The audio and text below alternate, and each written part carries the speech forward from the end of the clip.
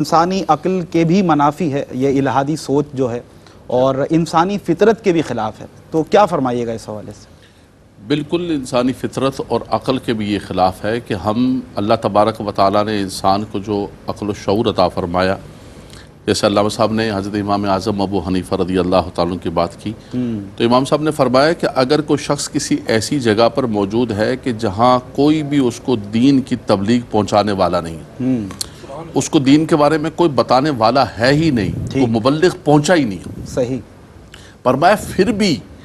وہ اللہ تبارک و تعالیٰ کی قدرت کے مظاہر و نظائر کو دیکھ کر رب تبارک و تعالیٰ کے وجود کا اقرار کرے۔ اللہ اکبر۔ ان فی خلق السماوات والارض واختلاف اللیل والنہار لآیات لأولی الالباب۔ سبحان اللہ۔ فرمایا یہ زمین و آسمان کو دیکھو، یہ دن رات کے پھرنے کو دیکھو، والشمس والقمر قدرناہ منازل حتی عاد کالعرجون القدیم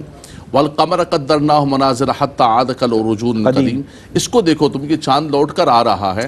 یہ سارے کا سارا نظام یہ بتاتا ہے کہ کوئی تو ذات ہے، کوئی تو ہے جو نظام ہستی چلا رہا ہے، وہی خدا ہے۔ سبحان اللہ۔ تو فرمایا کہ یہ عقل بھی یہ کہتی ہے کہ کوئی تمہیں بتانے والا نہ ہو، اگر عقل سلیم رکھتے ہو، شعور رکھتے ہو، تعصب سے پاک ہو، تو پھر اس صورت کے اندر جو ہے تمہیں اس پر اقرار کرنا پڑے گا۔ علامہ صاحب نے جو گفتگو فرمائی قرآن مجید فرقان حمید کے اندر، ان الذین یلحدون، آگے چل کے ایسا ہوا کہ ہمارے اپنے دین اسلام کے اندر ملحد پیدا ہو گئے، یعنی ایک تو مطلق وہ تھے کہ خدا کی ذات کا انکار کرنے والے تھے، آگے چل کے وہ ہوئے تو انہوں نے ایسا کیا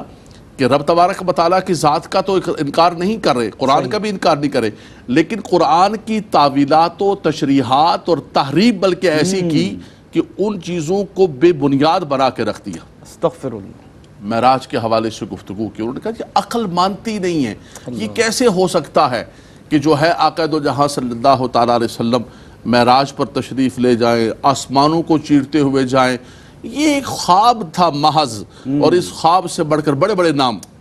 بڑے بڑے نام جو ہے انہوں نے خاص طور پر اس کا ذکر، ظاہری طور پر بڑے علم والے لوگ، بڑے نام، بڑے علم والے، اور بڑے ان کی تصویریں ساری چھپتی ہیں، تو بڑے بڑے نام، اس کے باوجود انہوں نے اس کا انکار کر دیا۔ وہ کہنے لگے کیا ہے کہ بھائی ہم اس کو اسلام کو دیکھیں گے عقل کے سانچے پر، فطرت پر، فلاں پر، فلاں پر، بلکہ بعض نے کہا کہ ہم سائنس کے اس پر دیکھیں گے اگر پورا اترتا ہے۔ مسلمانوں نے کہا کہ اسلام نہ سائنس پر تولا جائے گا، نہ عقل پر تولا جائے گا، نہ کسی اور چیز پر، جو اللہ کے نبی صلی اللہ علیہ وسلم لے کر آئے، صحابہ کرام، تابعین کرام، اور اجماع امت کے اندر جو نظام ہے اس کو قائم دائم رکھنا ہے۔ آج اس وقت سمیر بھائی ہمارے پاس جو الہاد کی جو موجودہ صورت ہے، یہ مغرب سے آیا، مغرب نے لا مذہبیت کا اور ایک نظریہ لے کر آئے، اور اس کے بعد جو ہے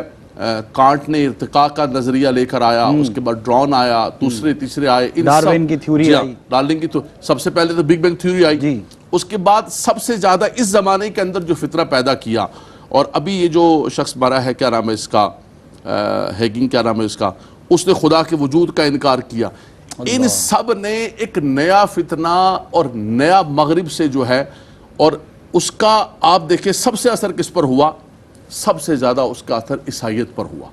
اس وقت آپ یورپ کے اندر دیکھیں تو عیسائیت پر قائم نظر نہیں آتے، آپ دیکھیں دن بدن چرچ بک رہے ہیں، سینیگول بک رہے ہیں، مسجد بنتی جا رہی ہیں۔ اسلام متاثر ہوا، مسلمان متاثر ہوئے، لیکن وہ ہوئے کہ جن کو بظاہر ان کو ایسا لگتا تھا اس انگریزیت کے نام پر اور ایک جدت کے نام پر ان کو گھیرا، لیکن پھر بھی الحمدللہ تبارک و تعالی، اللہ کا لاکھ لاکھ شکر ہوا ہے کہ اسلام کو اتنا ڈیمیج نہیں کر سکا یہ نظریہ ارتقاء اور یہ ساری کی ساری تھیوری، جتنا زیادہ انہوں نے عیسائیت کو تباہ و برباد کیا۔ اس کی وجہ یہ تھی کہ الحمدللہ تبارک و تعالی آج بھی ہمارا مسلمان جو ہے وہ محراب و منبر کے ساتھ کسی نہ کسی انداز سے منسلک ہے، بے شک کسی نہ کسی انداز سے اپنے عالم دین کے ساتھ منسلک ہے، اور اس کی وجہ سے وہ بچ گیا۔ تو عقل بھی اگر آپ دیکھیں تو اسلام تو فطرت ہے، اسلام تو عقل ہے۔ بظاہر تمہیں ایسا لگتا ہے کہ اسلام کا کوئی بھی نظام لا یکلف اللہ نفسا الا وسعہا، میرے مالک و مولا نے کسی اصول کو، کسی ضابطے کو، کسی چیز کو عقل کے خلاف، فطرت کے خلاف اور انسان کی تکلیف سے بڑھ کر انسان کے اوپر مکلف نہیں کیا۔ ہر چیز جو عطا فرمائی ہے وہ اس کے مطابق عطا فرمائی۔ لیکن میں نے آغاز کے اندر عرض کیا کہ یہ سارے کے سارے جتنے جدت پسند ہیں اور ایک پاکستان کے اندر بھی ایک خاص طور پر بر صغیر کے اندر ایک نام آیا ماڈرن اسلام. وہ ماڈرنزم کے نام پر کیا تھا؟